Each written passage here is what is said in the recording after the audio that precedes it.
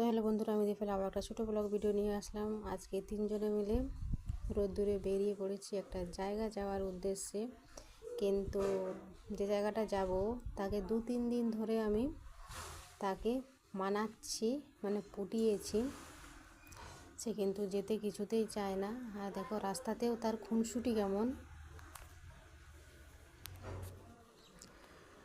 এই যে শাল গাছের হাওয়ায় হাওয়ায় চলে যাচ্ছি আমরা। দেখো সামনে বসেছে সে। রাস্তাতেও অনেকবার ধরে রিকোয়েস্ট করছে যে মা যাব, কিন্তু আমাকে সামান্য পরিমাণে কিন্তু কাটতে হবে। তো দেখো সে জায়গায় পৌঁছে গেছি। দেখো চলে এসেছি তার চুল কাটানোর জন্য। দেখো ঘাড় দেখা যাচ্ছে না, এই গরমে ঘামে গিজগিজ করছে। দেখো কাটতে তো কিছুতেই চায় না, তো তাও নিয়ে এসেছি অনেক মানিয়ে পড়ে।